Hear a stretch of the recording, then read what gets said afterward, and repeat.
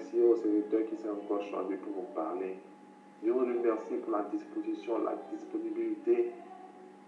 Disons lui merci pour les yeux de nos cœurs comme ce soir. Disons merci à l'Esprit de Dieu qui prend contrôle de toutes choses encore. Dans le nom puissant de Jésus. Le Tout-Puissant. Merci de nous accorder, Seigneur, ce privilège d'être écouté. Qui est notre Dieu de t'écouter de ton Père? Oh Esprit de Dieu, merci de nous accorder la capacité de pouvoir écouter. Oh Esprit de Dieu, merci de nous accorder la compréhension. Oh Esprit de Dieu, merci pour ouvrir les yeux de nos cœurs ce soir encore pour recevoir de toi. Alléluia. Merci pour le serviteur qui t'était choisi encore ce soir pour nous parler de Dieu puissant. Merci pour la disposition, la disponibilité, merci pour la technique. Merci Seigneur pour toutes ces personnes qui ont pu se connecter. Que la gloire et l'honneur te reviennent, Papa Seigneur. Oh Esprit de Dieu, pour contrôle de tout. Merci. Parce que tu fais de nous cette terre, Seigneur, qui reçoit, Seigneur, cette parole qui a pour des fruits de repentance. Honneur et gloire à toi pour les siècles des siècles. Merci, Papa, Seigneur Jésus-Christ. Car ce soir encore, Papa, tu vas encore nous guérir, tu vas encore nous consoler, Seigneur, de ta parole qui guérit, Papa, Seigneur. Au nom puissant de Jésus, nous allons prier. Amen. Merci, mes frères et sœurs. Nous sommes de la parole, nous allons laisser la parole à nos serviteurs que Dieu s'est choisi pour nous exhorter en ce soir. Merci que nous puissions lutter au micro. Bonne écoute et que Dieu nous bénisse tous. Amen. Oui, shalom bien-aimés dans le Seigneur. Nous rendons grâce à notre Père qui nous a encore rassemblés ce soir. La Bible dit qu'il est doux et agréable pour les frères de demeurer ensemble. C'est là que notre Père déverse sa bénédiction en abondance. Bien-aimés, il y a des bénédictions individuelles que nous pouvons recevoir lorsque nous prions. Mais il y a certaines bénédictions qu'on ne peut recevoir que lorsque nous sommes ensemble. Voilà pourquoi il a dit là où 2 ou 3 sont assemblés en mon nom, je suis là. L'église du Seigneur est comme un vase, parce que nous sommes des vases, mais tous nous formons un seul corps. Et c'est pourquoi la Bible dit nous avons tous été baptisés par un même esprit. Or, pour que le vase porte de l'eau, il faut que toutes les parties soient ensemble. Voilà pourquoi à chaque fois que l'apôtre Paul parlait, envoyait ses lettres, il parlait souvent de l'unité. C'est très important, bien-aimé. Oui, il y a quelques jours, nous avons commencé à parler du Saint-Esprit. L'enseignement, bien-aimé, je dirais, très capital. Nos frères ont bien exposé sur cet enseignement. Nous avons appris ici que sans le Saint-Esprit, on ne peut pas vivre la vie chrétienne. Donc la vie chrétienne, c'est la vie de l'Esprit. Et la Bible dit, marchez selon l'Esprit et vous n'accomplirez pas les désirs de la chair. Donc voilà pourquoi c'est très important de comprendre ce que c'est, ce qui est le Saint-Esprit, comment agit le Saint-Esprit et comment recevoir le Saint-Esprit. Donc nous étions en train de parler de comment recevoir le Saint-Esprit. Les 2 jours passés, nous avons essayé de toucher la maison, comment disposer la maison, c'est-à-dire notre vie, pour que le Saint-Esprit descende dans notre vie.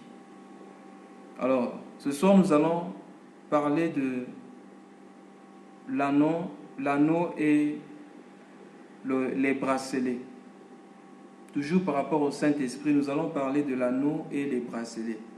Si un frère est là, il peut nous lire, prendre Genèse chapitre 24, il va lire le verset 47. Nous allons parler de l'anneau et les bracelets. Donc le bien-aimé va lire, si un bien-aimé est prêt pour nous lire, Genèse chapitre 44, et plutôt 24, verset 47. Verset 47. Je l'ai interrogée et j'ai dit, de qui es-tu fille? Elle a répondu, je suis fille de Bethuel, fils de Nahor et de Milka. J'ai mis l'anneau à son nez et le bracelet à ses mains. Amen. Amen. Bien-aimés, par rapport à cette histoire, pour les frères qui n'étaient pas présents, nous avons dit que le serviteur ici, c'est l'image du Saint-Esprit. Le Père représente, disons, Abraham représente le Père et Isaac représente le Christ. Le Saint-Esprit a été envoyé, ou je dirais est descendu pour préparer l'Église à la rencontre du Seigneur. Donc c'est le travail que Élisée de Damas est en train de faire en ces temps de la fin.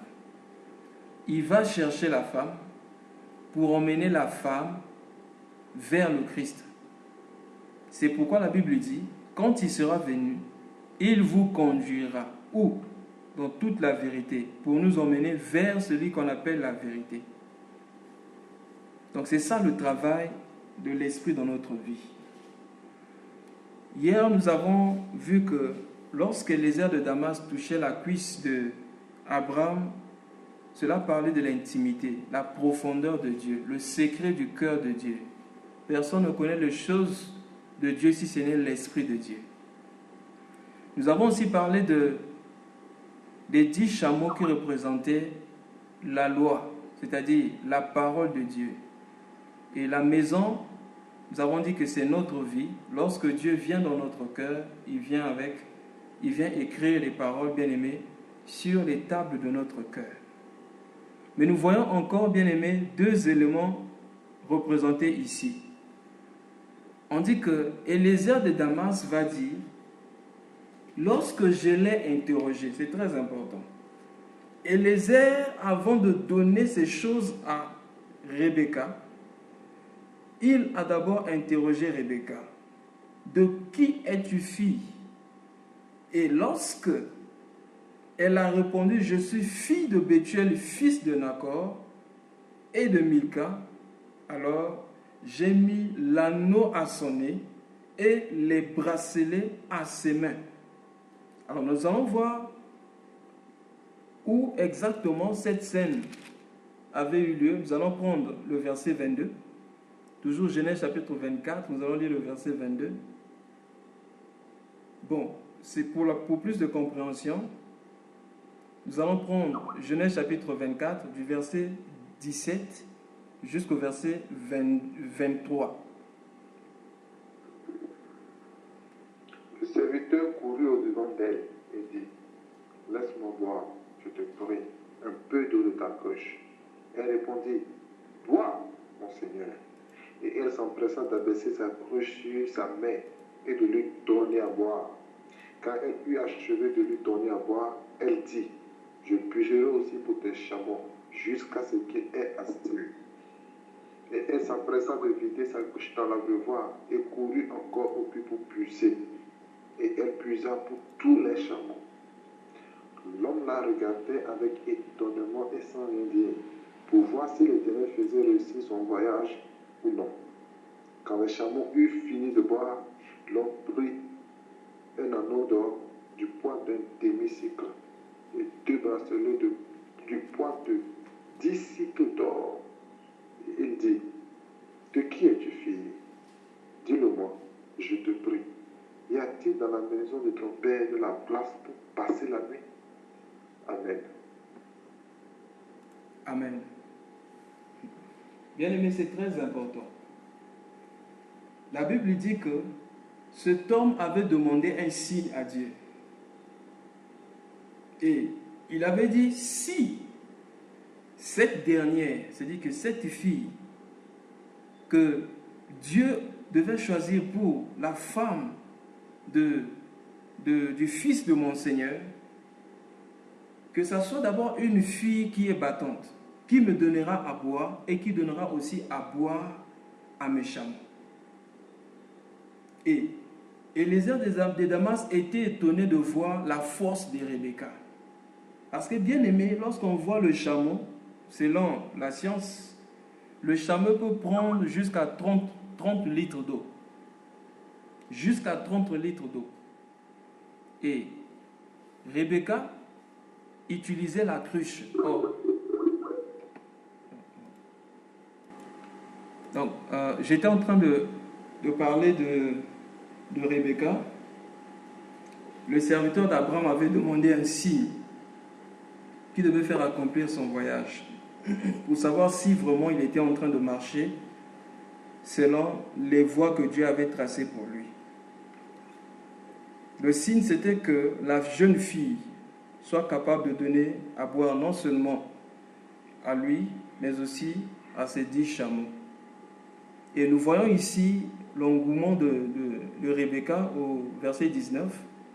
Elle dit, la Bible dit, quand elle eut achevé de lui donner à boire, elle dit, je puiserai aussi pour tes chameaux, jusqu'à ce qu'ils aient assez bu.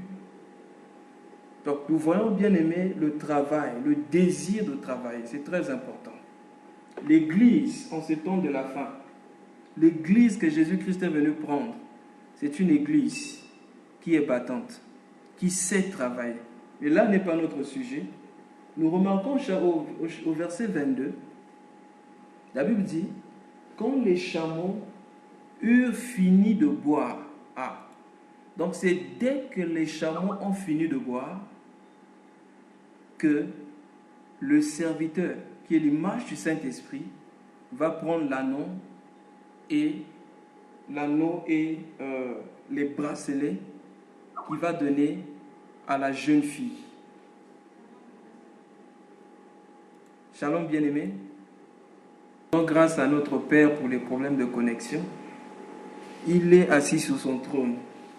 Donc, bien-aimés, nous allons continuer. Nous étions en train de parler de Rebecca. Nous avons dit que c'est dès que Rebecca a fini de donner de l'eau à l'homme de Dieu et aux chameaux, que le serviteur d'Abraham a donné l'anneau et les bracelets. C'est très important. Alors, pourquoi est-ce que Rebecca devait finir de travailler? Nous avons vu ça hier, bien-aimés dans le Seigneur, que pour que le Saint-Esprit descende dans notre vie, il fallait arranger la maison. Pour Élie, hier, nous avons vu qu'il fallait qu'Élie rétablisse l'autel. C'est quand il a rétabli l'autel. Et nous avons vu que sur l'autel, il y avait les 12 pierres qui représentent les 12 tribus d'Israël. C'est lorsque Élie a mis toutes ces choses en place que le Saint-Esprit que le feu était descendu du ciel. Et nous voyons ici aussi, avec le serviteur d'Abraham, qui est l'image du Saint-Esprit, qui va chercher l'Église, pour emmener l'Église vers le Fils d'Abraham, qui est l'image de Jésus.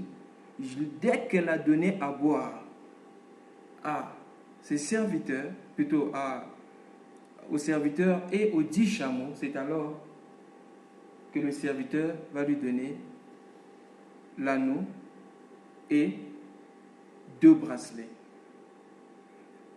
Et c'est bien spécifié. La Bible dit que cet anneau, la Bible dit, je relis le verset 22, l'homme prit un anneau d'or du poids d'un demi-cycle. C'est lorsque l'homme a pris, c'est lorsque la femme, lorsque Rebecca a fini de donner à boire, que l'homme va prendre un anneau d'un demi-cycle. Et 2 bracelets du poids de 10 cycles d'or. Or, selon les calculs, un demi-cycle d'or fait environ, un cycle d'or d'abord fait environ 12 grammes. Et un demi-cycle d'or fait 6 grammes. Si nous pouvons lire la version en français courant, je vais lire rapidement. La version français courant dit ceci. Lorsque les chameaux eurent fini de boire, l'homme donna à la jeune fille un anneau d'or pesant environ 6 grammes. Ainsi, 2 bracelets pesant à chacun plus de 100 grammes. L'anneau était placé où? C'était au niveau du nez, selon Genèse chapitre 24, verset 47. Et les bracelets étaient placés au niveau des mains. Donc, lorsque le Saint-Esprit vient dans notre vie, la première des choses que le Saint-Esprit doit faire, c'est placer l'anneau au niveau du nez. Et la deuxième des choses qui s'ensuit, c'est placer les bracelets au niveau des bras. L'anneau au niveau du nez, bien-aimé, cela parle du caractère. Cela parle des fruits de l'esprit. Et les bracelets au niveau des bras parlent des dons spirituels. Donc le Saint-Esprit descend avec les fruits de l'esprit et les dons de l'esprit. Mais regardez ici la façon dont le serviteur a donné ces choses. Bien aimé, ce n'est pas pour rien que cela est répété à 3 reprises dans Genèse chapitre 24. Quand nous lisons par exemple le verset 29, la Bible dit: Rebecca avait un frère nommé Laban. Et Laban courut dehors vers l'homme près de la source. Il avait vu l'anneau et les bracelets. Ça, c'est la deuxième fois. Nous voyons aussi au verset 47, la Bible dit: J'ai mis l'anneau à son nez et les bracelets à ses bras. C'est très important, bien aimé. Donc, quand le Saint-Esprit vient dans notre vie, la première des choses qu'il doit faire, c'est emmener d'abord ce qui est important. Bien aimé, quand on cite les gens, on commence à citer par les gens qui sont on cite les gens les plus importants. Donc, quand l'Esprit vient, l'Esprit donne d'abord les fruits et ensuite l'Esprit donne les dons. Et cela s'est passé à quel moment? C'est lorsque Rebecca, bien aimée, a accompli le service. C'est lorsqu'elle a accompli le service que l'homme de Dieu, c'est-à-dire le serviteur d'Abraham, a placé l'anneau sur son nez qui parle des fruits de l'esprit. Bien aimé, c'est très important de comprendre ces choses. Si nous ne comprenons pas ces choses, nous pourrons, bien aimé, taper à côté. Parce que si nous ne comprenons pas l'importance, bien aimé, ou la différence entre les fruits et les dons de l'esprit, bien aimé, on peut aller très loin de Dieu, se perdre même, être éloigné de Dieu sans savoir qu'on s'est éloigné de Dieu. N'oublions pas, dans Matthieu chapitre 7, du verset 21 au verset 23, la Bible dit: ce n'est pas ceux qui disent Seigneur, Seigneur, qui hériteront le royaume, mais c'est celui qui fait la volonté de mon Père. Il dit: en ce jour-là, plusieurs viendront. Et plusieurs viendront là. Tous ceux qui sont venus après là, ils n'ont fait que citer les dons de l'esprit. Nous avons chassé les démons à ton nom. Nous avons prêché à ton nom. Nous avons fait beaucoup de miracles en ton nom. Mais la Bible dit: éloignez-vous de moi, car je ne vous ai jamais connu. Ah! Qui connaît Jésus? Ou qui Jésus connaît? C'est ça le problème. Le problème avec Dieu, ce n'est pas la quantité du service, mais c'est la qualité du service. Nous nous souvenons, bien aimés, de Marie et Marthe.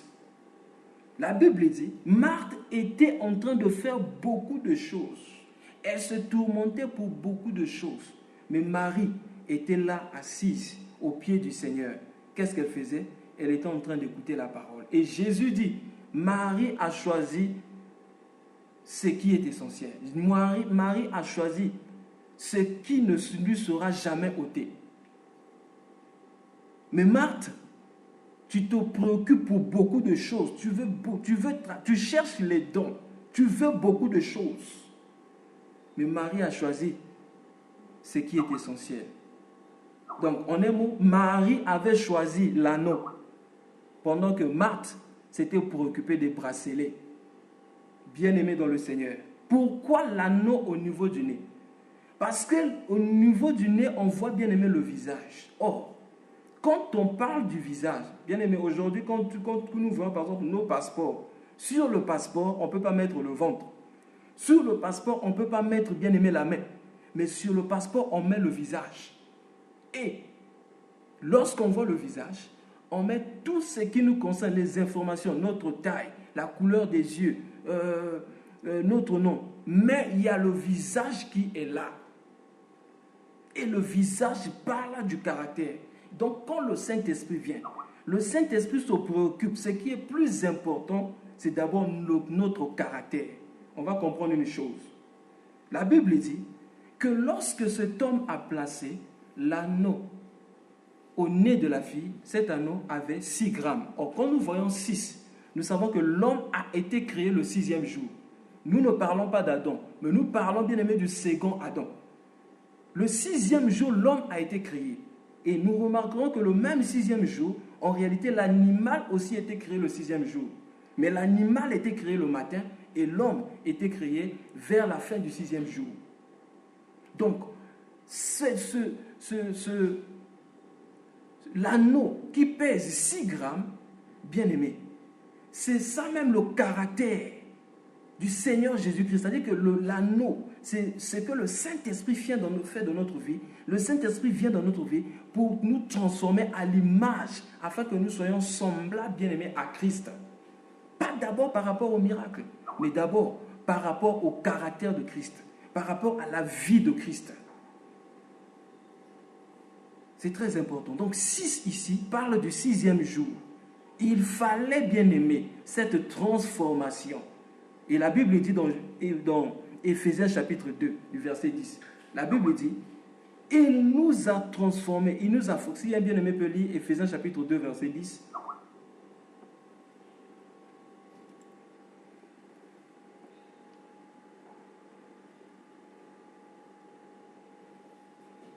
Éphésiens 2, verset 10.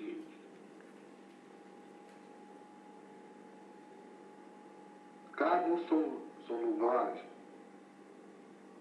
ayant été créé en Jésus-Christ pour de bonnes œuvres, que Dieu a préparées d'avance afin que nous les pratiquions.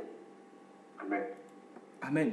Nous sommes son ouvrage, ayant été créés en Jésus-Christ, afin que nous les pratiquions. C'est très important, bien aimé. Donc le travail important, le travail que le Saint-Esprit fait dans la vie d'un homme, c'est transformer cette personne-là à l'image de Christ.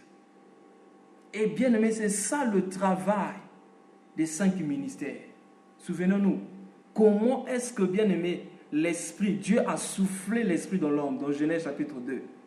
La Bible dit, du verset 4 au verset 7, là, voici en réalité les origines des cieux et de la terre.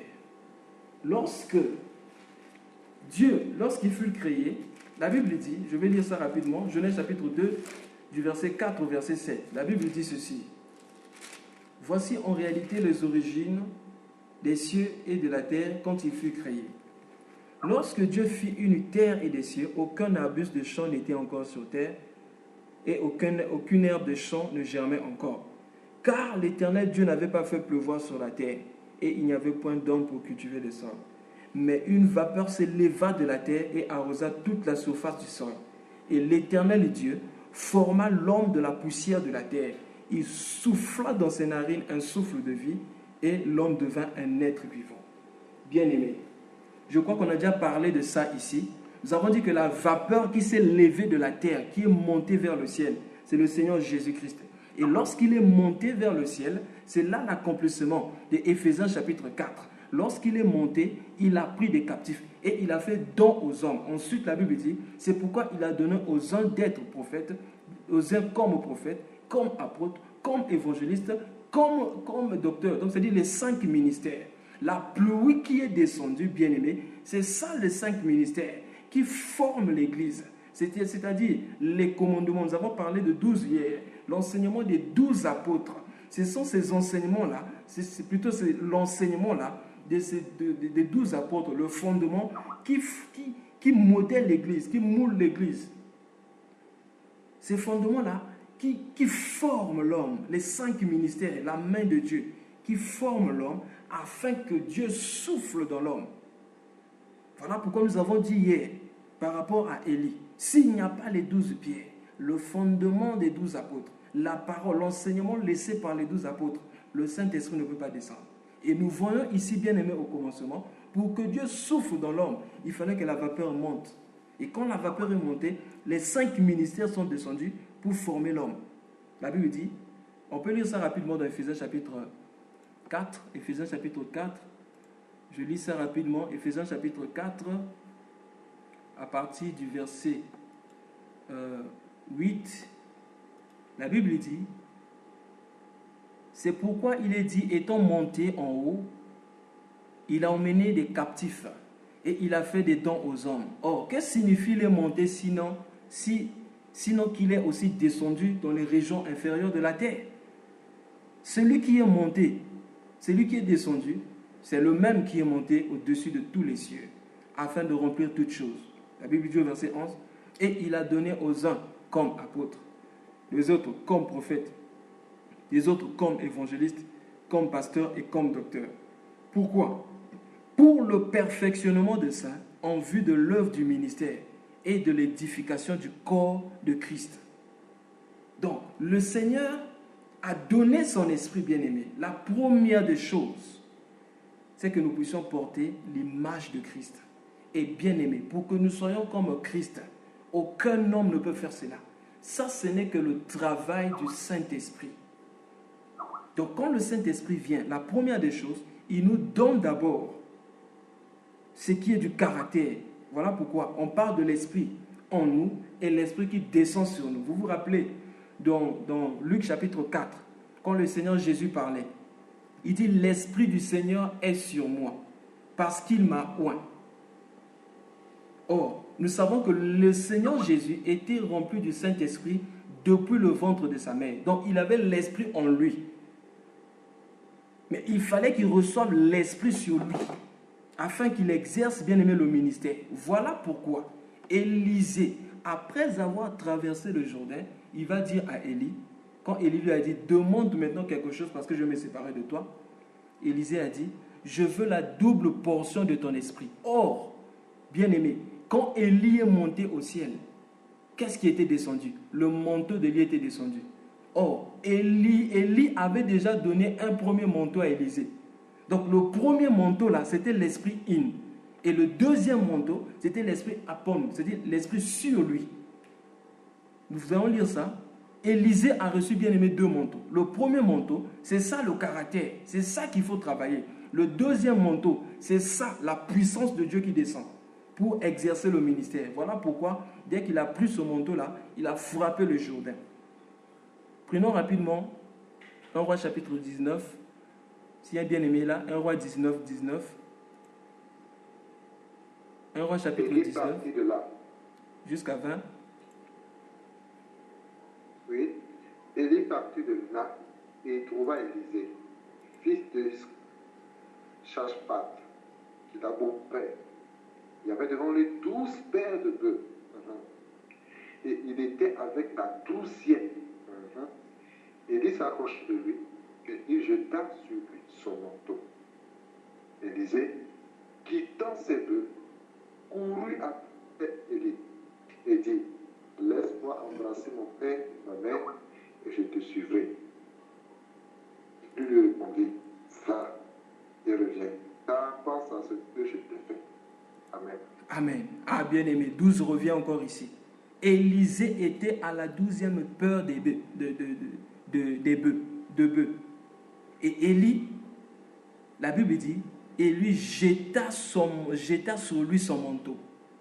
Pourquoi 12 revient ici? Parce que Élisée, bien-aimé, venait d'accomplir les 12. Hier, nous avons parlé du 12. C'est-à-dire le fondement des apôtres, les 12. Parce qu'il y avait déjà le 12, Élie a jeté le manteau sur lui. Parce qu'il y avait le 12.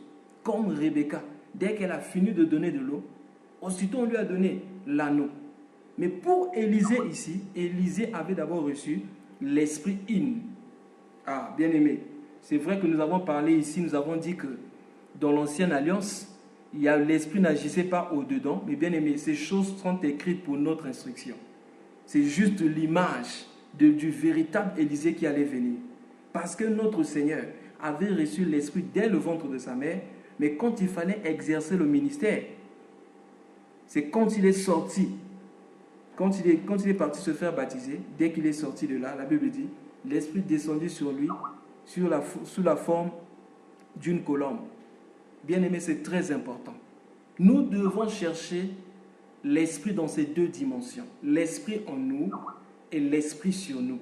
Mais le plus important, ce qui garantit, bien aimé, notre relation avec le Seigneur, c'est d'abord, je répète encore, ce qui garantit notre relation avec le Seigneur, c'est d'abord l'esprit en nous. Parce que la Bible dit, l'onction vous enseignera toutes choses. Ça, c'est l'esprit en nous. C'est le plus important. Voilà pourquoi, lorsque nous lisons même les épîtres, les lettres que les apôtres ont laissées, vous ne verrez pas les apôtres dire aux gens, demandez l'esprit simplement pour des puissances. Non, parce que, bien aimé, Dieu travaille de l'intérieur vers l'extérieur. S'il y a déjà ce qui est intérieur, l'extérieur viendra, bien aimé, par lui-même. La puissance n'est rien devant Dieu. Le plus important, c'est d'abord ce qui est interne. Voilà pourquoi Jésus, devant ce paralytique, ce jour-là, quand il a dit tes péchés te sont pardonnés, la Bible dit que les Juifs étaient là en train de murmurer, mais comment celui-ci peut parler comme ça? Qui peut pardonner les péchés? C'est Dieu. Dit, oh, qu'est-ce qui est plus difficile de dire? Tes péchés te sont pardonnés ou lève-toi, prends ton lit et marche.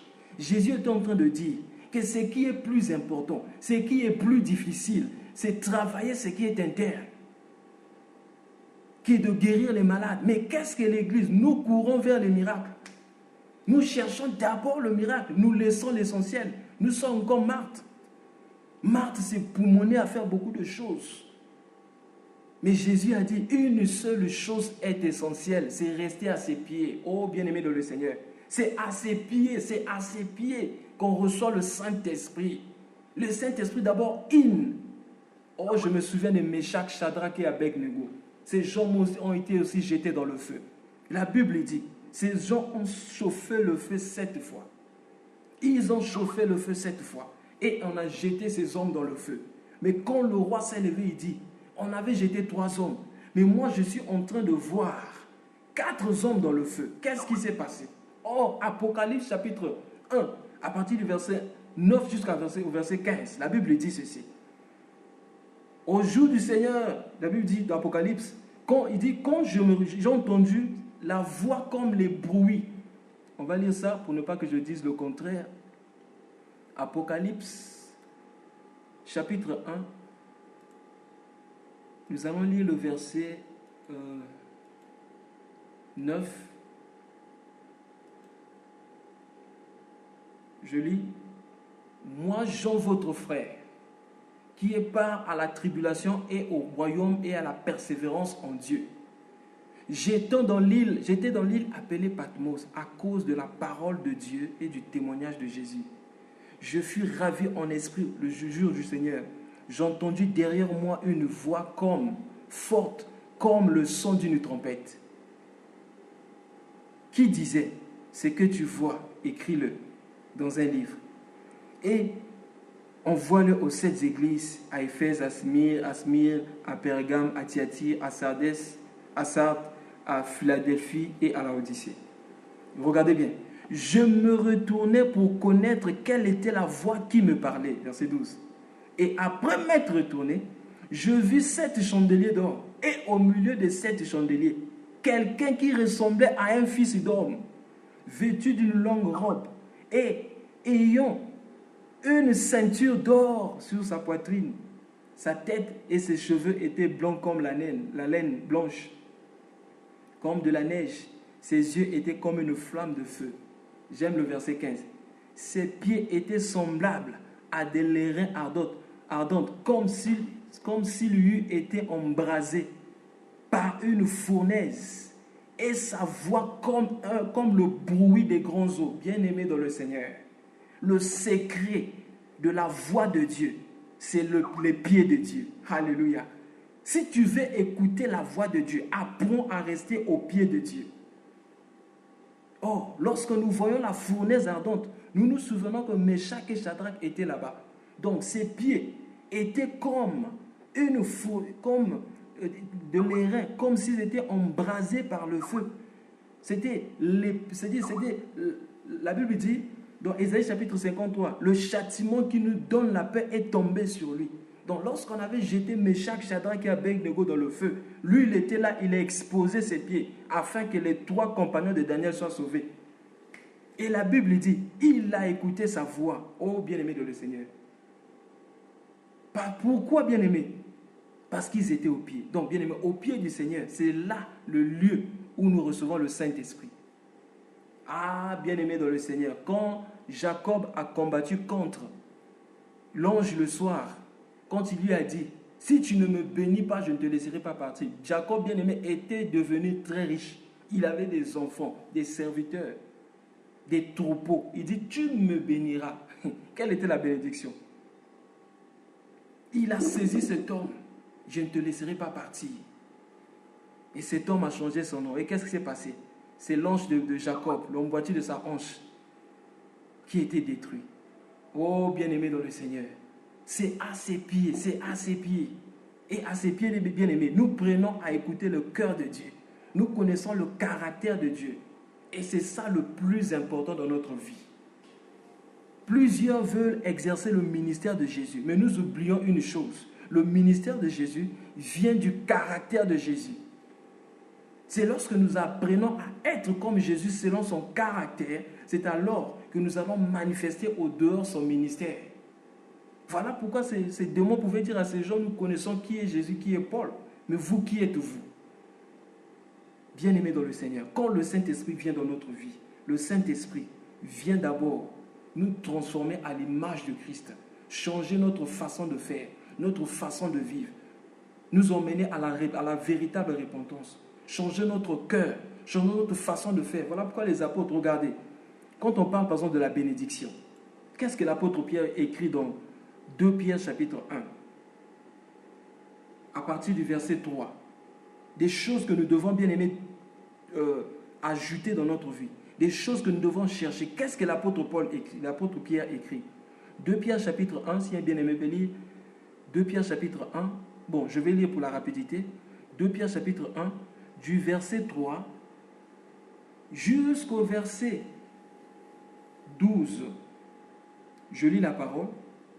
Comme sa divine puissance nous a donné tout ce qui contribue à la vie et à la piété. Mais aujourd'hui, l'Église, quand on parle de la puissance de Dieu, la puissance divine, on voit directement les gens tomber, les miracles, le bruit. Mais regardez ce que les gens, regardez bien aimé, cet homme-là, Paul, Pierre, parlant de Pierre, la Bible dit, quand il passait, son ombre guérissait les malades. Mais écoutez ce que cet homme nous dit.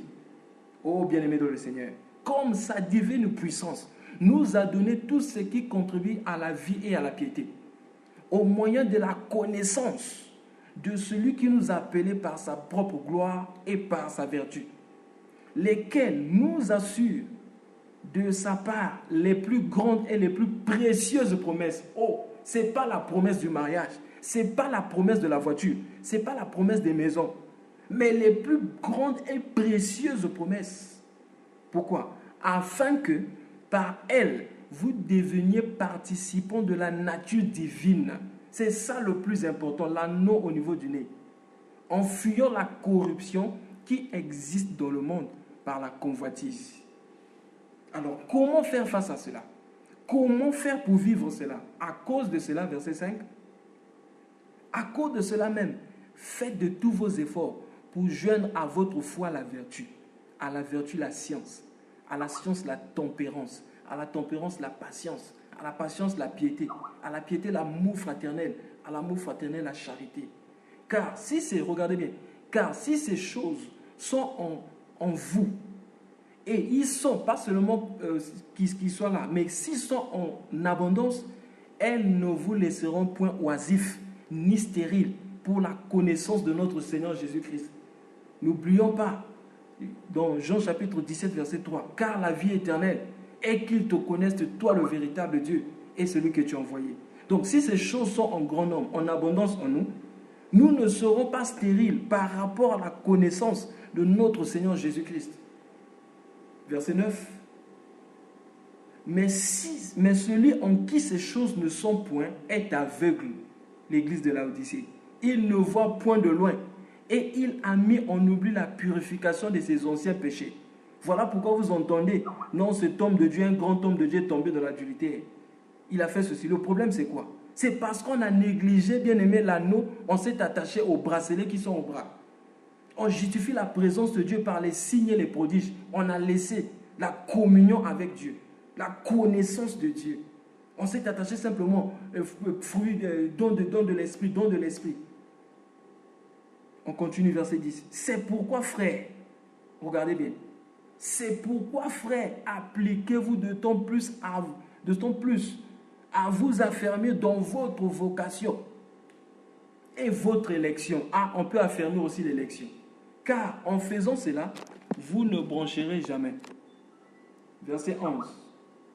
C'est ainsi, en effet, que l'entrée dans le royaume éternel de notre Seigneur et Sauveur Jésus-Christ vous sera pleinement accordée. Ah, nous voulons le ciel, non? Voilà le ciel. Le secret du ciel est là. Verset 12. Voilà pourquoi je prendrai soin de vous rappeler. Ce n'était pas pour la première fois, ni pour la deuxième fois. Je prendrai soin de vous rappeler ces choses, bien que vous le sachiez et vous soyez affermis dans la vérité présente. Gloire au Seigneur. C'est lui qui nous écrit ces choses. C'est celui qui a guéri avec son ombre. Il ne dit pas aux gens, priez, demandez la foi pour faire des miracles. Demandez la foi pour chasser les démons, pour guérir les malades. Je ne suis pas contre ces choses. C'est bien d'avoir les dons. C'est bien d'avoir la puissance de Dieu, car nous devons démontrer la puissance de Dieu aussi, en chassant le royaume du diable, en guérissant les malades, en chassant les démons. Bien aimé, j'ai vu ces choses. Mais ce n'est pas l'essentiel. Ce n'est pas l'essentiel. Marie a choisi la bonne part. Nous devons choisir la bonne part aussi. La bonne part, c'est l'anneau au niveau du nez. Posons-nous la question. Cherchons-nous, bien aimé, la communion avec le Seigneur Jésus-Christ ou courons-nous après les dons? Généralement, les gens qui cherchent souvent les dons, généralement c'est pour eux-mêmes. Or, les dons spirituels ont été donnés, pas pour nous-mêmes, mais pour le bien de l'autre, pour le bien de la communauté. Lorsque nous voyons les dons spirituels, nous lisons par exemple dans Luc chapitre 4, le Seigneur Jésus commence ceci. L'Esprit du Seigneur est sur moi, car il m'a oint. Tout ce qu'il cite après là, ce n'est pas pour son bien, c'est pour le bien des autres. Le secret de la puissance de Dieu, c'est l'humilité, c'est l'effacement, c'est chercher la gloire de Dieu. Même Élie, quand il a demandé que le feu descende du ciel, il dit afin que ce peuple sache que tu es Dieu.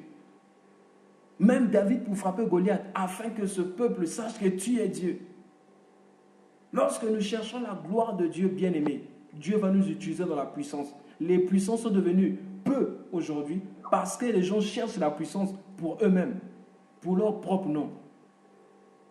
Voilà pourquoi, quand ils font un petit miracle, ils doivent venir dire à tout le monde, vous savez, j'étais dans tel pays, j'ai fait ceci. Quelquefois, ils mentent aussi. Mais le Seigneur Jésus-Christ, quand il faisait des miracles, il disait aux gens, non, ne dites à personne, ne dites à personne. Mais eux, dès qu'il y a un petit miracle, faut témoigner, faut témoigner. Et quand on témoigne là, il faut citer le nom de l'homme de Dieu. Il faut dire c'est l'homme de Dieu qui a fait. Oh, bien-aimé dans le Seigneur. Où allons-nous? Si nous voulons vivre les choses de Jésus-Christ, faisons comme le Seigneur Jésus-Christ. C'est que nous devons travailler en nous. Plus travailler en nous, c'est l'esprit en nous. Pas l'esprit sur nous. C'est très important. Nous voyons ici par rapport à Élisée. Élisée avait reçu le premier manteau. Et il a reçu le deuxième manteau plus tard, dans 2 Rois. C'est dans 1 Roi 19 que Élie a jeté le premier manteau. Mais c'est dans 2 Rois que Élisée va recevoir le deuxième manteau. C'est-à-dire l'esprit sur lui pour faire les miracles. Bien-aimé, si l'esprit en nous ne travaille pas assez, bien-aimé, on va faire des erreurs. Voilà pourquoi je disais tout à l'heure. Voilà pourquoi vous entendez des trucs, non, tel homme de Dieu a escroqué ceci, tel homme de Dieu est tombé dans l'adultère, il y a eu tel problème dans l'église, alors que c'est des gens qui manifestent la puissance externe, je dis bien, les dons spirituels. Mais pourquoi? Parce qu'on n'a pas pris le temps de faire attention à l'esprit en nous. Regardez le Seigneur Jésus-Christ. Quand nous lisons son histoire dans Luc, à l'âge de 12 ans, il connaissait bien aimé les Écritures, vous ne pouvez pas imaginer. Parce que la Bible dit, regardez, on va lire ça, Luc chapitre 2. On va lire l'histoire du Seigneur Jésus-Christ à 12 ans.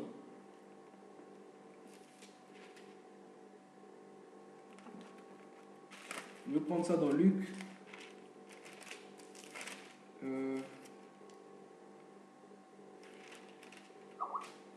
Ok, Si un bien-aimé connaît le passage, je vais rapidement chercher ça. Je ne sais pas si c'est dans Luc. Le Seigneur Jésus a 12 ans. Ok. Luc 2, à partir du verset 41. Merci beaucoup, frère Gauthier. Regardez bien. On va lire seulement le verset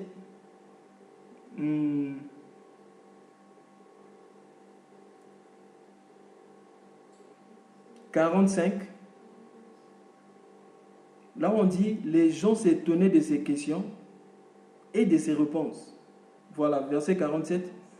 47, la Bible dit, verset 46, au bout de 3 jours, ils le trouvèrent dans le temple, assis au milieu des docteurs, les écoutant et les interrogeant.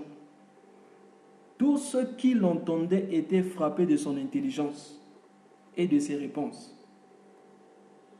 Regardez bien, aimé, à l'âge de 12 ans, il avait déjà ces choses, il connaissait les Écritures. Mais cela, le Seigneur n'est pas allé rapidement courir pour aller commencer le ministère et commencer à enseigner. Non, bien-aimé. Il a attendu parce qu'il fallait qu'il soit dans le secret avec le Père. Il y avait des choses qu'il devait d'abord connaître dans la présence du Père. Passer du temps dans la communion, bien connaître le Père. C'est très important. Même le Seigneur Jésus, remarqué dans Marc chapitre 3, je crois que c'est le verset 15, 13 à 15, la Bible dit, ayant choisi les 12, le Seigneur les prit et les emmena sur la montagne pour les avoir avec lui et pour les envoyer. Pourquoi le Seigneur devait être avec lui d'abord, avec eux? Parce qu'il voulait que ces gens comprennent d'abord qui est Dieu avant de les envoyer. C'est très important. Nous voyons ici par exemple, le cas du roi Saül.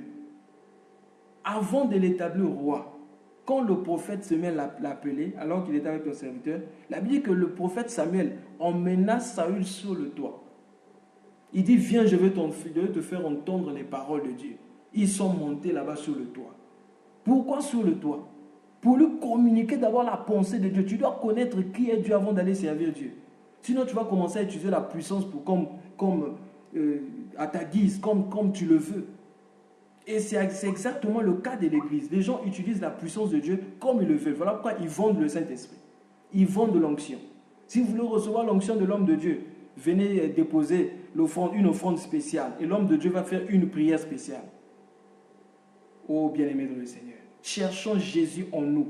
Travaillons d'abord ce qui est en nous. Le Seigneur Jésus, regardez. Le Seigneur a vécu 33 ans sur la terre. Il a exercé le ministère pendant 3 ans. 3 ans et demi. Ça veut dire quoi? 90%, c'était l'esprit outside. C'est-à-dire, 90%, c'était les bracelets. Et excusez-moi, 90% c'était l'anneau au nez. Le caractère, le travail du caractère dans la présence de Dieu. Et 10%, c'était devant les hommes.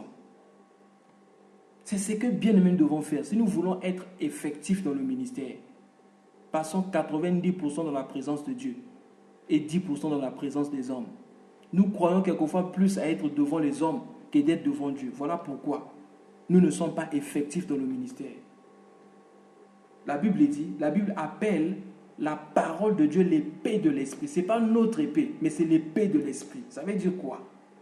Pour annoncer la parole, ce n'est pas notre parole, mais c'est l'épée. Nous devons être remplis du Saint-Esprit pour utiliser cette épée-là.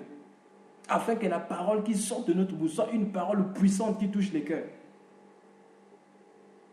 Qui doit être un message, pas un massage. Aujourd'hui, il y a beaucoup de masseurs. C'est-à-dire qu'ils ne prêchent pas des messages, mais des massages. C'est une façon de masser les gens. On essaie de masser un peu.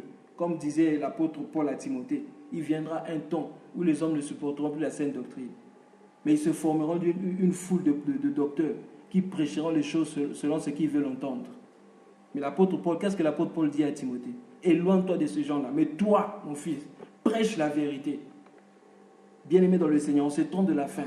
On a besoin des gens qui passent 90% de la présence de Dieu et 10% de la présence des hommes. Des hommes qui sont capables de faire descendre la présence de Dieu au milieu des hommes. C'est des gens qui passent leur temps dans la présence de Dieu. Voilà pourquoi Élie ne pouvait pas avoir peur du genre d'Akab. Il dit, je suis Élie. Le Dieu devant qui je me tiens. Il dit, je suis Élie qui se tient devant l'Éternel. Et Jean-Baptiste devait exercer avec la puissance d'Élie. Voilà pourquoi. Lui aussi n'était pas comme les pharisiens. Il pouvait parler en face comme ça à Hérode. À Hérode, tu commets l'adultère, tu fais beaucoup de mal. Pourquoi? Parce que lui n'avait rien à faire avec les hommes. Il n'avait rien à faire avec l'opinion des hommes. Comme l'apôtre Paul. Il dit, si je cherchais encore à plaire aux hommes, je ne serais pas serviteur de Christ. Bien-aimé dans le Seigneur. Ça, c'est les types des chrétiens qui travaillent, qui cherchent l'anneau au nez, c'est-à-dire le caractère, le visage de Christ. Que Christ soit vu. Voilà pourquoi la Bible nous parle des fruits de l'esprit, on parle de la douceur. Donc Galates chapitre 5, verset 22. La Bible dit, mais ce que l'Esprit Saint produit en nous, c'est l'amour, la joie, la patience, la bienveillance, la bonté, la douceur, la maîtrise de soi. C'est très important, bien-aimés. Cherchons ces choses, c'est ça le plus important. Les dons de l'Esprit peuvent attirer les gens. Si nous sommes conducteurs d'une église, si nous sommes des conducteurs des églises, les dons de l'Esprit, bien-aimés dans le Seigneur, attirent les gens à l'église, mais les fruits de l'Esprit permettent de conserver ces gens à l'église. C'est très important. Aujourd'hui, les gens courent derrière simplement les dons. Ah, la prophétie, mais le caractère. Je vous ai parlé de ce pasteur-là qui se battait tout le temps avec sa femme. Un pasteur, un conducteur d'église. La Bible dit, si toi-même tu ne peux pas conduire ta maison, comment est-ce que tu seras capable de conduire la maison de Dieu? Pourquoi? Parce qu'on sait trop pas... on dirige notre attention sur les dons que sur les fruits, sur ce qui est important. Le fruit de l'esprit, c'est l'amour. Chercher l'amour dans son cœur, l'humilité, la douceur. Vous verrez, comme le bien-aimé Paul disait la fois passée par rapport au parler en langue. Elle parle en langue dans l'église, vous ne pouvez pas imaginer. Mais quand elle utilise sa langue maternelle, c'est pour insulter. Une langue comme un couteau qui blesse les cœurs facilement. La maîtrise de soi n'est pas là. Pourquoi? Parce qu'on cherche les dons, mais on a négligé les fruits. Bien aimé, les fruits, on cherche les dons, on a négligé les fruits. Bien aimé, ce qui est plus important, c'est les fruits. C'est pourquoi on ne reconnaît pas un prophète par les dons, mais par les fruits. La Bible dit, vous les reconnaîtrez par leurs œuvres, à leurs fruits. Mais aujourd'hui, les gens cherchent à regarder d'abord les dons. Voilà pourquoi plusieurs sont trompés. La Bible dit au temps de la fin, il y aura des faux prophètes qui feront des miracles et des prodiges, au point de s'il était possible, de séduire même les élus. Pourquoi? Ce n'est pas possible que les élus soient séduits. Parce que les élus cherchent à regarder le fruit. Pas les dons bien-aimés. Les dons, c'est pour un temps. Mais les fruits, c'est pour l'éternité. Bien-aimés dans le Seigneur. Travaillons, bien-aimés, l'esprit en nous. Cherchons l'esprit d'abord dans notre caractère. Les dons viendront après. Cherchons à avoir l'image de Jésus-Christ en nous. Cherchons à ce qu'on devienne comme le Seigneur Jésus-Christ, dans sa façon de réfléchir, dans sa façon d'agir devant les gens, dans sa façon d'agir devant ses ennemis, de sa façon d'agir devant l'adversité. C'est alors que même si nous sommes rejetés par les hommes, au moins aux yeux de Dieu, bien-aimés, nous serons acceptés. Car le témoignage de Dieu, bien-aimé, est plus grand que le témoignage des hommes. Quand les hommes, tout le monde cherche les dons, les gens courent après les dons. Bien-aimés, nous courons, bien-aimés, après le caractère de Jésus-Christ. Il y a quelques jours, j'étais en train de réfléchir sur ce passage. Quand Jésus a dit, si vous croyez en moi, vous ferez ce que j'ai fait. Et même, vous ferez même plus que ce que j'ai fait. Moi, je croyais que, bien-aimé, que ces choses parlaient simplement des dons. Mais je me suis rendu compte que c'est lui-même en parlant des faux prophètes, il dit, ces faux prophètes feront des miracles et des prodiges. Et parlant même du dragon et de la bête qui monte de la terre, on dit qu'il fera des miracles. Alors, j'ai compris que cela ne parle pas simplement des miracles, mais le caractère de Jésus. Si nous croyons en lui, bien-aimés, nous pourrons supporter les hommes qui sont mauvais comme lui l'a supporté les hommes. C'est très important. Donc le Saint-Esprit vient dans notre vie pour nous emmener d'abord l'anneau au nez, ensuite les bracelets au bras. Je ne suis pas contre les dons spirituels. Je ne suis pas contre. Le Seigneur m'a utilisé en peu de temps que je l'ai connu dans les dons spirituels. J'ai vu les femmes qui ne mettaient pas au monde mettre au monde. J'ai vu des malades être guéris. J'ai vu beaucoup de choses se faire. Même prêcher, bien aimé, c'est un don spirituel. Mais ne cherchons pas d'abord ça. Cherchons le caractère. Et le caractère, c'est lorsque nous nous asseyons au pied de Jésus pour écouter le battement de son cœur. C'est alors, bien aimé dans le Seigneur, nous aurons l'approbation de Dieu. Et pour finir, bien aimé, nous remarquons que le serviteur devait aller chercher la femme dans la maison du frère d'Abraham.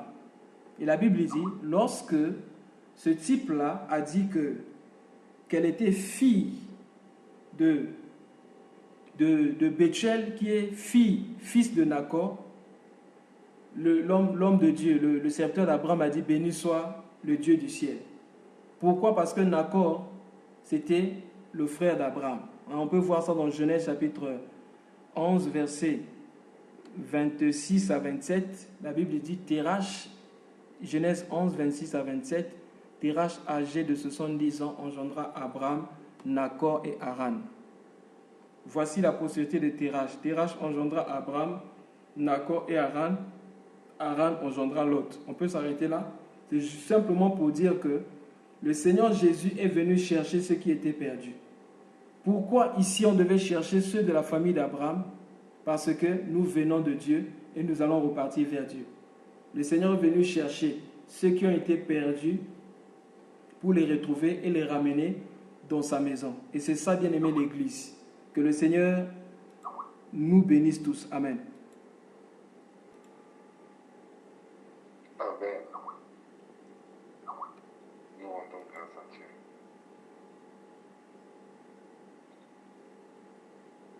Nous avons sans doute gardé encore dire merci au Seigneur, au Dieu, à Dieu, excusez-moi, à Dieu, au bienfait encore qu'il nous a accordé de pouvoir se voir ce soir.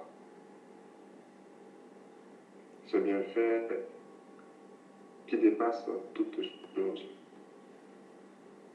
Une bénédiction qu'aucun homme ne peut nous donner.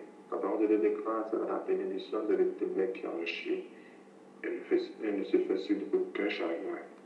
Parce que nous devons rechercher, c'est la bénédiction de l'Éternel. Et la bénédiction de l'Éternel, c'est ce que nous avons reçu ce soir, sa parole. Et dans sa parole se trouve beaucoup de ce qu'il fait.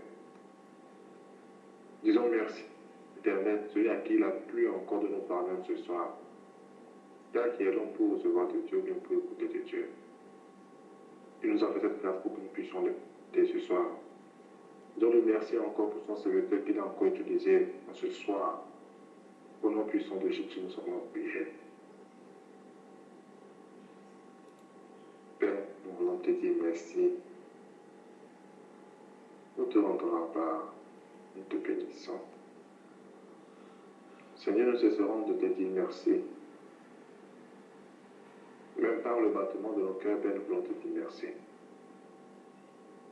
Pour tes bienfaits dans nos vies. Pour ta bénédiction, Père, que tu nous accordes chaque jour. C'est de ta parole, Papa.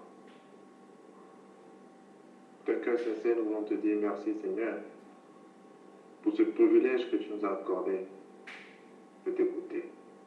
Ô Esprit de Dieu, nous voulons te dire merci pour la disposition, la disponibilité d'avoir ouvert nos oreilles pour que nous puissions écouter de Dieu. Merci de nous avoir disposé pour recevoir de Dieu ce soir, qui peut parler comme toi, Père. Que ta bouche sorte, Seigneur Jésus-Christ, une sagesse que l'on ne peut, Seigneur, comprendre, Père, celui qui par toi, Père. De ta bouche sort, Seigneur Jésus, paroles qui viennent guérir, paroles qui viennent, Seigneur, fortifier, paroles, Seigneur, qui viennent consoler, Père. Éternel, Seigneur, qu'il est doux, Seigneur, de côté de toi. Nous voulons te dire merci. Sois béni, Éternel, Dieu puissant. Béni sois-tu pour le serviteur que tu as encore utilisé ce soir pour nous parler. Au travers de quel nous en parler dans ce soir. Bénis ton serviteur, Éternel, Dieu puissant. Bénis-le, Seigneur. Accorde cette grâce de te connaître davantage au nom puissant de Jésus-Christ. Père, nous te disons merci. Et nous allons continuer par prier.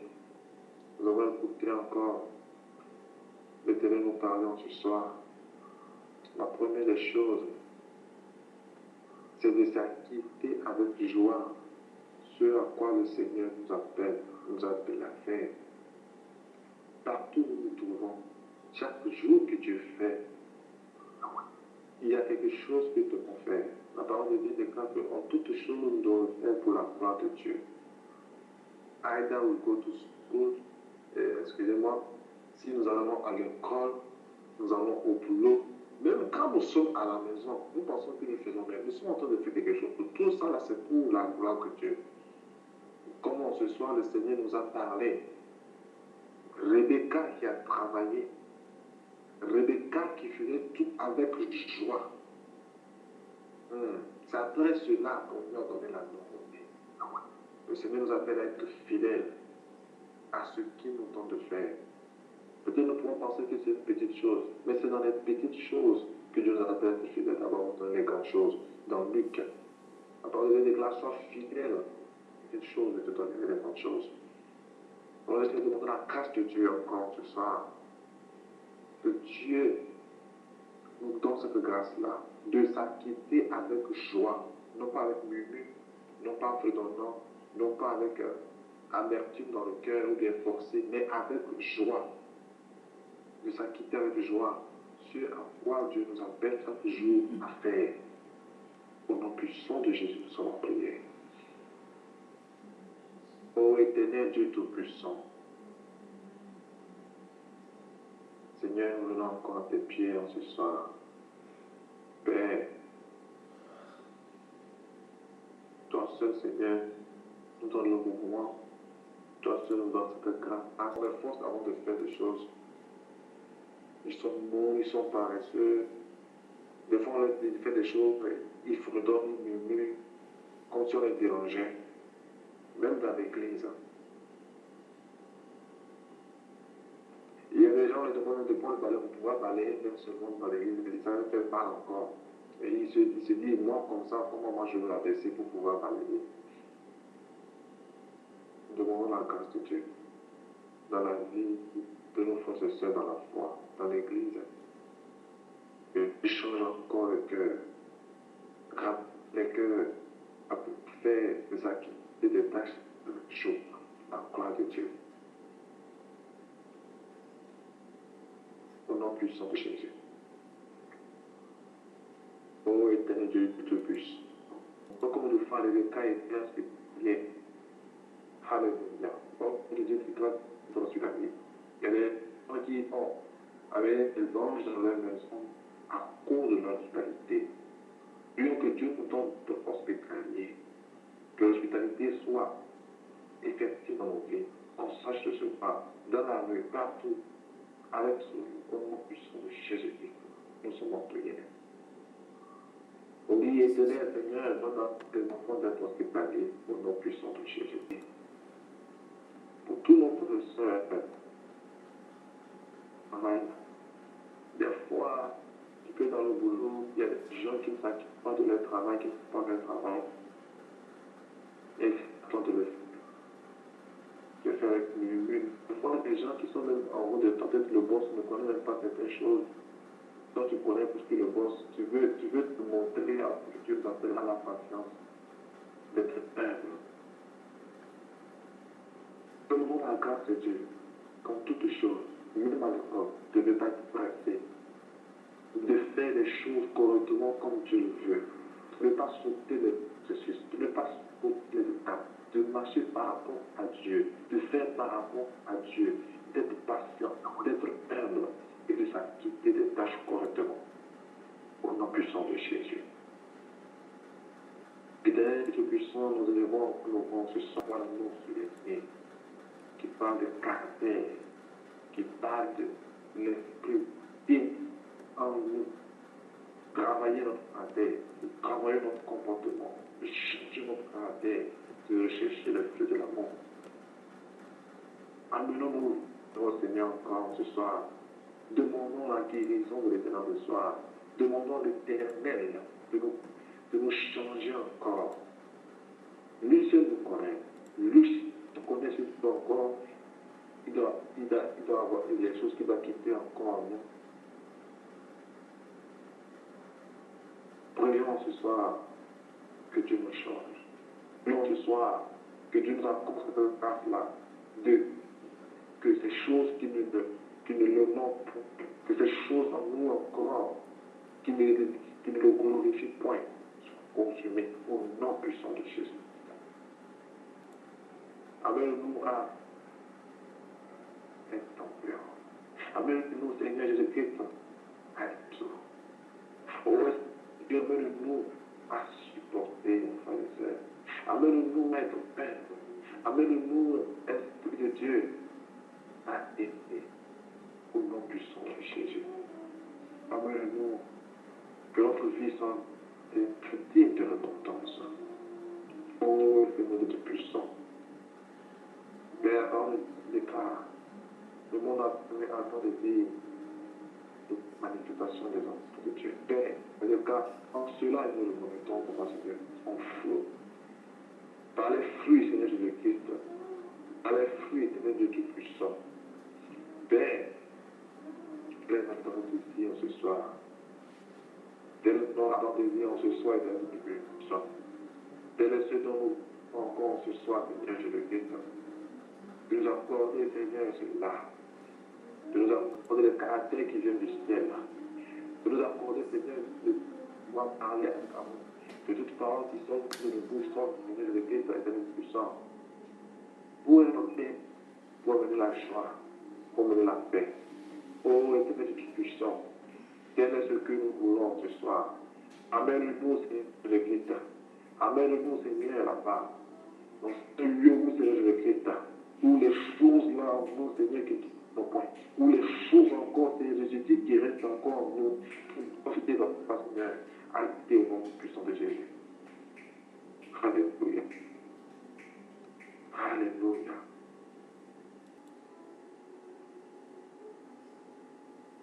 Façonne-moi, Seigneur. Façonne-moi, Seigneur. Façonne-moi, Seigneur. Façonne-moi, Seigneur. Je ne veux plus être la même personne. Façonne-moi.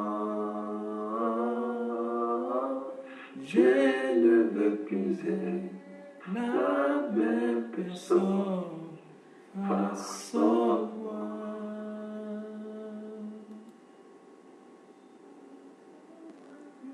Merci de nous façonner.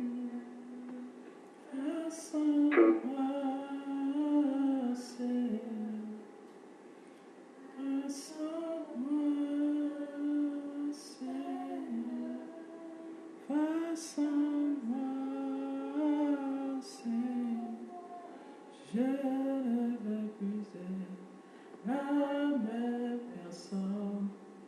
Façonne-moi. Je ne veux plus être la même personne. Façonne-moi. Pour ce qu'il fait dans mon vie. Gloire au Saint-Esprit, pour les pleins aussi. Et même ceux qui ne sont pas montés. Car le seul, ils sont au cœur de toutes les choses. Alléluia. Et il nous accorde. Il nous donne au-delà de ce que nous le demandons. Il nous donne au-delà de nos expectations. Il nous donne au-delà de nos imaginations. Voilà pourquoi nous disons gloire au Seigneur. Gloire au Saint-Esprit. Alléluia. Car ce n'est pas parce que nous avons prié sérieusement, mais c'est à cause de son amour. Nous disons merci pour tout ce qu'il a accompli dans nos vies. Nous disons merci pour le changement de nos vies. Nous, Seigneur, et à ton dessus de prière, d'ajout. Merci de nous édifier encore si vous avez un ajout.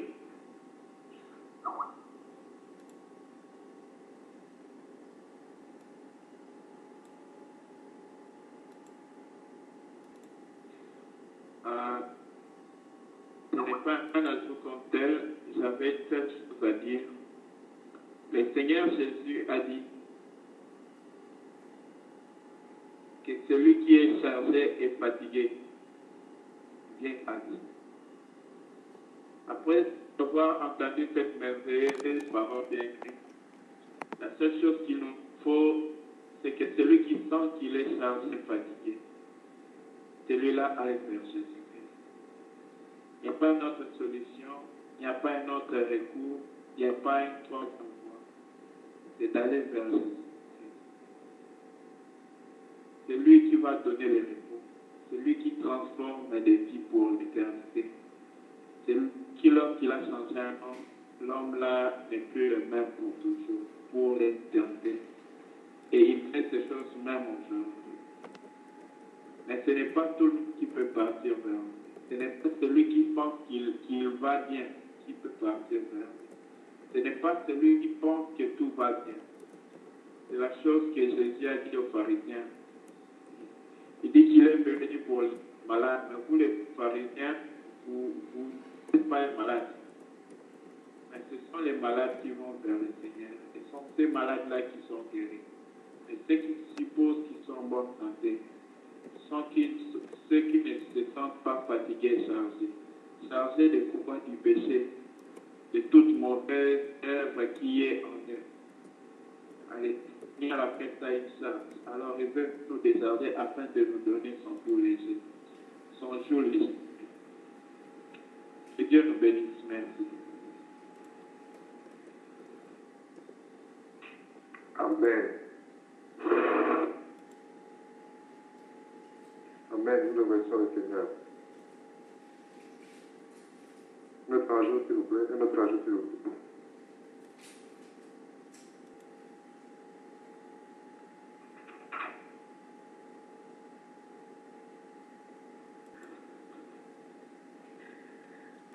J'ai une question, enfin non, deux questions. J'aimerais savoir ce que fait que le don, quand on parle de don, c'est quoi en fait réellement? Et deuxièmement, c'est quoi la différence entre le don de Dieu et le don du Saint-Esprit? Merci.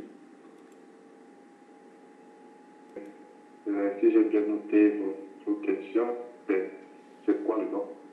La différence entre le don et le fruit de l'esprit. C'est ça? Le don de Dieu, quand on parle du don de Dieu, c'est quoi? Et c'est quoi le don de l'esprit? C'est quoi la différence en fait? Ou est-ce que c'est la même chose? Ok. Il y a une différence entre le don de Dieu et le don de l'esprit. Le don de l'esprit, ok.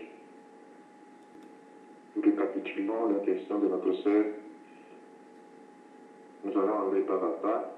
La première question, c'est quoi le don?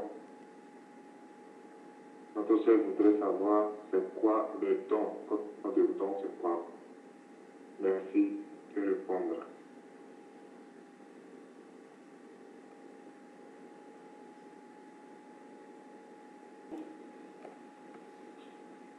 Je bénis Dieu pour la question de notre sœur Carmen.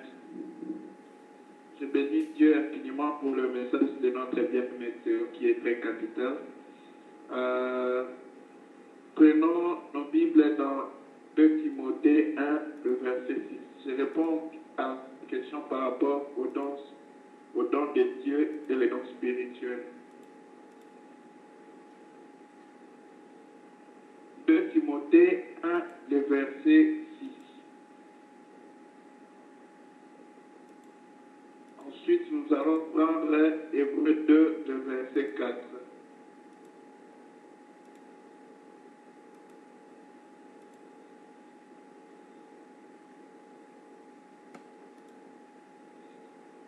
Timothée, chapitre 1 et le verset 6.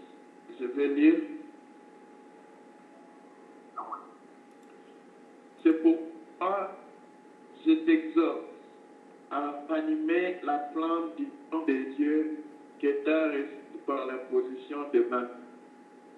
Car ce n'est pas un esprit de timidité que Dieu nous a donné. Au contraire, son esprit nous remplit de force, d'amour et de sagesse.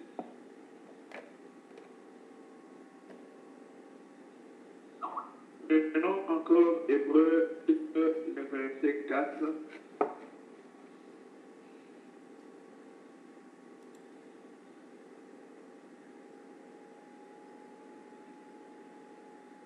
Dieu appuyant leur témoignage par des signes, des prodiges et divers miracles par les dons du Saint-Esprit distribués selon sa volonté.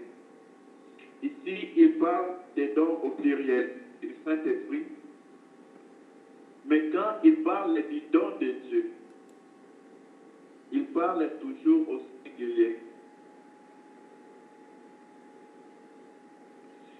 Même quand Jacques parle par rapport au don, il dit tout don parfait, toute grâce excellente. C'est un don. Le don parfait, le don de Dieu, c'est le Saint-Esprit que Dieu donne à un homme, afin que la vie de Dieu devienne manifeste dans cet homme. Maintenant, les dons du Saint-Esprit bien-aimé, c'est les différents dons que Dieu manifeste en nous. Sans oublier que les dons du Saint-Esprit, c'est par le don du Saint-Esprit qui est le Saint-Esprit lui-même que nous manifestons les dons du Saint-Esprit. C'est comme quelqu'un qui a la sémence. La sémence reproduit la même sémence et elle reproduit aussi des feuilles. Mais c'est toujours la sémence.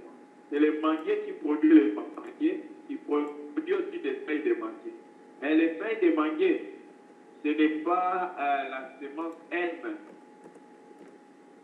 Mais la sémence, c'est le manguier qui est le manguier et qui est produit par le manguier. Donc, le don du Saint-Esprit, c'est le Saint-Esprit vivant dans un homme, que Dieu donne à un homme et que Dieu manifeste la vie de Dieu dans cet homme, par lui, par le Saint-Esprit au singulier. Maintenant, le Saint-Esprit, quand il vient dans un homme, parce qu'il ne vient pas seulement pour nous donner la nature divine, c'est la première des choses. Le Saint-Esprit vient primo pour nous convaincre du péché afin de nous donner la nature divine. Parce que la nature divine est la nature dépourvue de tout péché. Il n'y a pas de péché en Dieu. Voilà pourquoi, lorsqu'il donne la nature divine, après cela, il nous fait des témoins. Les témoins là, c'est que nous devenons un témoignage par rapport à autrui. Pas seulement par rapport à Dieu, évidemment par rapport à Dieu, par rapport aux anges, par rapport aux hommes. Mais notre témoignage, nous le portons maintenant, pas seulement à Dieu, pas seulement aux anges. Là, c'est maintenant le don spirituel par lequel nous communiquons Dieu aux hommes. Nous communiquons la main de Dieu aux hommes. Nous communiquons les paroles de Dieu aux hommes par les dons spirituels. Mais la vie de Dieu qui habite en nous, c'est le don spirituel de Dieu lui-même. Or ici, l'apôtre Paul demande à Timothée de ranimer la flamme du don. Le don est là, c'est-à-dire le Saint-Esprit. Mais il l'appelle à ranimer la flamme du don. C'est-à-dire, quand nous voyons la flamme, qu'est-ce que ça nous amène un peu dans la pensée? Une flamme, c'est quelque chose qui brûle. C'est quelque chose qui est vivant. Donc, il demandait à Timothée que le don du Saint-Esprit qu'il a reçu soit encore vivant, soit encore brûlant, qu'il ramène pardon, ce don a brûlé davantage. Bien, en bref, c'est ce que je peux dire. Merci beaucoup.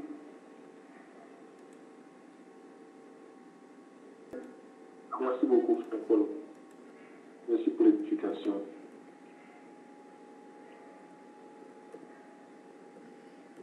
J'aime bien aimé la réponse par rapport aux questions de personnes. Dit que par rapport à c'est quoi le temps. Donc, le temps, par rapport,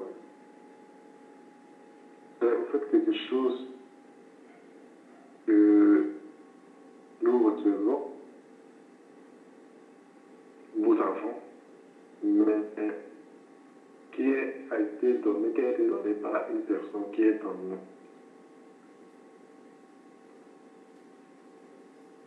Je ne sais pas comment vraiment. C'est-à-dire que comme tu n'as pas forcé, tu n'as pas à forcer. Ce n'est pas par rapport à ton travail, ce n'est pas parce que c'est quelque chose qu'on te le donne. Mais ça, c'est par rapport au don, un don simple. C'est quelque chose en toi, c'est quelque chose qu'on t'a donné gratuitement, sans que tu aies fait quelque chose. Je peux prendre, par exemple, le menuisier. Le menuisier, il y a des gens qui ne sont pas allés à l'école de menuiserie, mais ils travaillent le bois. Et tu es amazed. C'est-à-dire que tu es, je sais pas, époustouflant. Merci. Donc, c'est comme aussi quelqu'un qui a reçu un don pour les calculs. Là, les chiffres, il est tellement bon. C'est pas lui qui a fait, c'est pas lui qui s'est donné ces choses. Mais il a reçu cela gratuitement. C'est ça le don. Simplement. Le don des gens qui jouent au baseball, par exemple, c'est un don. Mais maintenant, le don, il faut le travailler. Il faut travailler ce don que tu as pour pouvoir le parfaire, pour bien l'utiliser. Sinon, le don parvient simplement. Donc, c'est pas que tu as fait quelque chose, parce que tu as fait un travail, qu'on te donne cela, mais on t'a donné cela gratuitement. Dieu a mis en nous tous des dons, pas des qualités, c'est pas. Donc, des gens de l'écriture, un don. Des gens, allez, tout le monde a des dons. En nous. C'est ça, je peux dire par rapport à ce que le don. Maintenant, si tu veux parler du don spirituel, du don spirituel aussi, par rapport au don de l'esprit aussi. La parole de Dieu dit qu'il donne à celui qui veut par rapport à sa volonté. Bon, ce n'est pas à nous de forcer. Ce n'est pas nous qui doit nous dire, Dieu, moi je veux le truc de la prophétie, moi je veux le don de guérir les malades, ou bien moi je veux tel don. Non. Il donne à tout le monde comme il veut, par rapport à sa volonté. C'est Dieu qui donne. Ce n'est pas nous qui demandons. Ce n'est pas nous qui voulons ce don. Ce n'est pas nous qui allons chercher ce don. Non. Mais c'est Dieu qui nous donne gratuitement. Donc, ce que je vous ai dit par rapport au don, c'est comme je te donne, voilà, donner quelque chose. Si tout à l'heure je te donne quelque chose, c'est un carnet, c'est pas une demander, non, je ne peux pas demander, je te le donne gratuitement. Tu ne m'as pas demandé, tu n'as pas fait un travail pour que je puisse te donner cela, mais je te donne cela vraiment. Donc, merci beaucoup.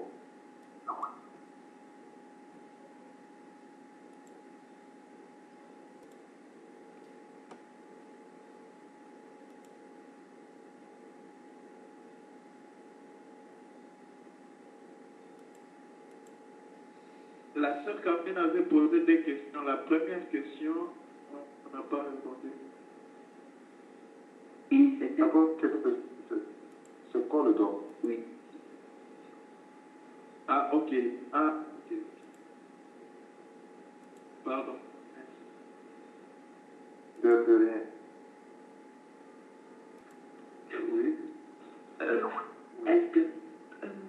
quand on reçoit un don ou quand on a un don en nous, est-ce que ça doit obligatoirement se manifester? Genre, ça doit produire en nous comment? Ou c'est pas automatique, ça peut ne pas venir en même temps, ou tout comme ça peut venir en même temps aussi. Voici, le don peut se manifester automatiquement sans que nous puissions faire quelque chose, sans que nous puissions passer par des éléments. Je ne sais pas, Oui, pas de prière. Oui. Est-ce que dès que quelqu'un reçoit un don, par exemple, ou il a un don en lui, est-ce que ça se manifeste automatiquement dès la réception, ou est-ce que ça peut prendre du temps avant de se manifester, de produire, voilà. Ok. Merci beaucoup pour la question. Sœur Carmen, je vais essayer d'apporter une part. Dieu est vivant. Il n'est pas vivant. Il est au présent, pas même au présent, il est dans l'éternité. Il est le Dieu qui agit dans le temps. En lui, il est dans tous les temps. Donc, il agit toujours dans son présent à lui, qui n'a pas de temps pour l'homme. Il n'y a pas un temps dans notre constitution qui ressemble au présent dans les Dieu. Donc, Dieu agit et il est dans tous les temps. Il agit dans tous les temps. Donc, à cause de cela, les dons de Dieu s'opèrent quand Dieu les manifeste. Je ne sais pas s'il y a d'autres enfants nous parlent d'un don qui va s'opérer. Non. Mais lorsque l'Esprit agit dans un don, c'est en ce moment-là que les dons se manifestent et qu'on le voit. Les dons, en fait, ce n'est pas quelque chose de l'homme, comme le frère Gauthier l'a dit. C'est l'action du Saint-Esprit par un homme. Voilà. Maintenant, étant ainsi, quand l'Esprit agit dans un homme, ces dons-là s'opèrent comme ça extérieurement, d'une manière authentique, automatique. Au moment-là, ça s'opère. Ce n'est pas un don de l'avenir où tu vas... Non, non. Mais Dieu peut promettre à quelqu'un de lui donner un don quelconque pour exercer une tâche quelconque. Et aussi, autre chose, Dieu ne nous interdit pas d'aspirer aux dons. Par contre, il nous appelle à aspirer aux dons meilleurs. C'est-à-dire, ne pas aspirer après tous les dons, mais chercher d'abord les dons les plus essentiels, c'est-à-dire en termes d'édification, en termes d'encouragement, et donc qui contribuent à bâtir l'Église. Pas seulement bâtir nous-mêmes. Par exemple, si quelqu'un a le don de parler en langue, sa prière serait celle-ci. Seigneur, aide-moi en sorte qu'en parlant en langue, que je ne n'édifie pas seulement moi-même, mais que par mon parler en langue, que tu parviennes même à parler un message. C'est comment encore la langue du frère Gauthier. Donc, prenons une langue togolaise, que je parvienne à donner un message dans la langue togolaise à un frère qui parle togolais et qui moi-même, je ne connais rien du togolais, de la langue togolaise. Donc, que Dieu utilise notre parler en langue, pas seulement pour moi, mais pour les autres. Tel va être notre prière. Voilà pourquoi nous pouvons aspirer aux dons spirituels.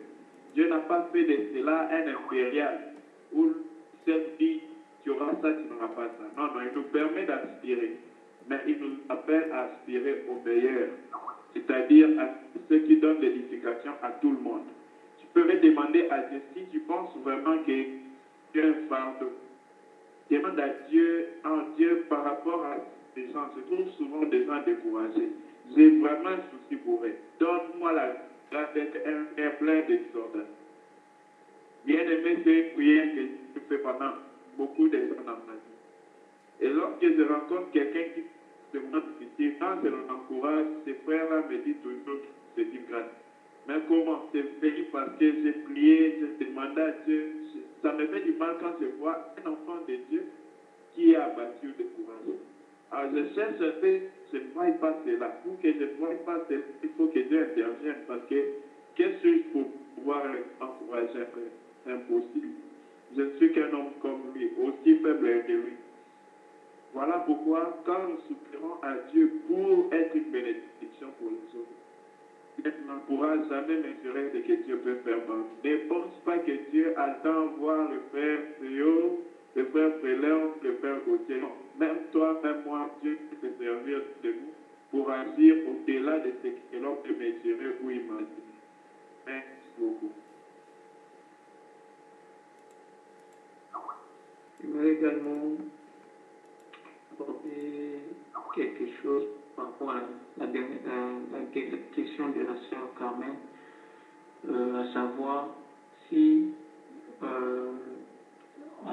reçoit les dons du Saint-Esprit, c'est aussitôt que cela doit se manifester ou bien il y a une durée pour que ce dons se manifeste.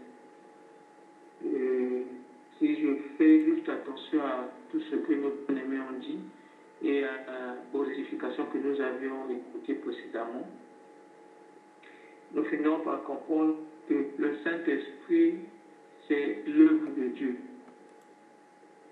Le Saint-Esprit, c'est l'œuvre de Dieu. C'est-à-dire, c'est la manière à Dieu d'agir dans les gens à travers le Saint-Esprit. L'œuvre de Dieu qui se manifeste dans la vie de quelqu'un par le Saint-Esprit. Alors, je vais juste prendre l'exemple d'un passage, je crois que c'est dans Ecclésiaste, où le Seigneur disait, nous ne savons pas l'œuvre de Dieu.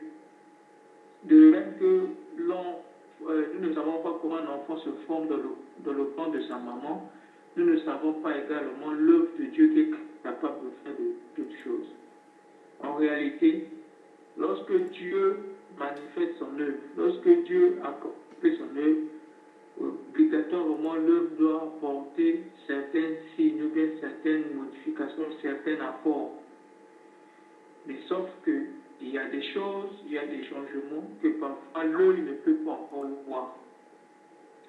Et il y a des changements que l'œil finira par voir après. Je prends juste un exemple. On nous dit dans la Bible que Marie tomba enceinte par l'action du Saint-Esprit. Alors, parce qu'elle était couverte du Saint-Esprit, elle tomba enceinte. Mais à quel moment les gens ont su qu'elle était enceinte? Je crois que c'est quelques semaines ou quelques mois après. Mais aussitôt, dès qu'elle était recouverte du Saint-Esprit, il y avait des signes qui déterminaient que l'action du Saint-Esprit sur la vie de quelqu'un. C'est la même façon que la parole de Dieu aussi fait dans la vie de quelqu'un. Aujourd'hui, nous écoutons cette parole. Parfois, nous-mêmes, nous ne savons pas ce que cette parole a déjà modifié, a déjà changé en nous. Et le premier changement que la parole de Dieu fait, c'est de préparer les manifestations externes. C'est comme ce que le Saint-Esprit fait. Le frère Paul vient de dire quelque chose de très important. Et lorsque le Saint-Esprit vient, il te convainc d'abord du péché. Ça, c'est quelque chose d'externe et interne plutôt. Que ni moi, ni le frère Théo, ni la sœur Annette, ni autre personne ne peut savoir. Il n'y a que toi seul qui es consciente de ce que tu es. Ça, c'est quelque chose qui est interne, que parfois les gens ne peuvent pas savoir. Donc, la manifestation externe, ce n'est que lorsqu'il te prépare maintenant à être serviteur ou à marcher selon le modèle de Christ. Qui doit d'abord te convaincre du péché, te pousser à abandonner le péché et maintenant te conduire dans une nouvelle vie. Donc, c'est à ce moment-là, je dis que le Saint-Esprit, dès qu'il vient, aussitôt il manifeste quelque chose, il met un signe, quelque chose pour déterminer son action dans la vie de quelqu'un.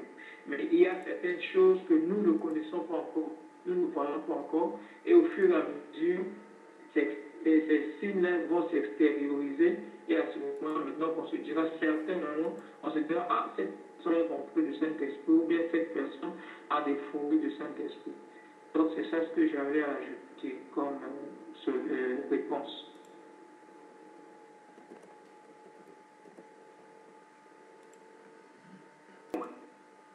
Merci beaucoup. Tout ce que moi je voulais dire, c'est que les fruits prennent beaucoup plus de temps que le temps. Prenons par exemple le manguier. Le manguier, on a devoir son enfant pour qu'on puisse toutefois manger la mangue. C'est beaucoup de mois. Donc, les fruits prennent beaucoup plus de temps à se faire voir que le temps.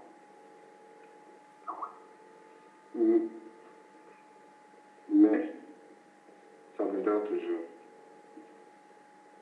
Le manguier prend beaucoup de temps à mûrir, mais ça mûrit et puis on le mange. Par rapport à d'autres fruits, ça prend pas de temps. Il y a des fruits qui ne prennent pas de temps à mûrir, mais d'autres qui prennent du temps. Donc, il y aura des fruits qui vont vite se faire voir un peu, mais il y a des fruits qui vont prendre beaucoup de temps pour que ça puisse se faire voir dans nos vies. Mais les dons, comme les frères l'ont déjà dit, ils ont si bien éclairci cela. Peut-être que un des fruits, peut-être chez toi,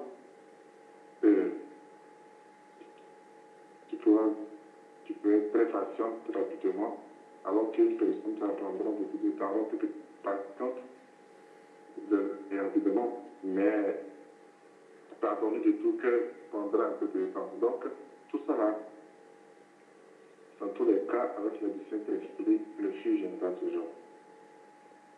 Je ne sais pas si quelqu'un a encore une question ou une réponse à donner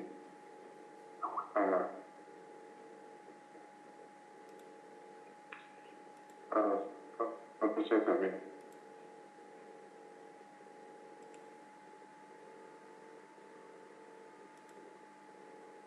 Ok, s'il n'y a pas de questions et d'ajout,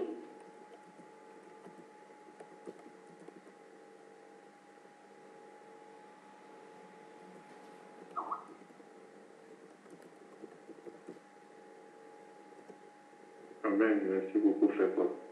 Les dons sont les feuilles. Apocalypse 21, c'est dans la vie. Non, mais les feuilles apparaissent avant les fruits. Ok, Dieu merci. Donc, j'étais en train de dire s'il n'y a plus de questions, ni d'ajouts, ni de réponses. Nous allons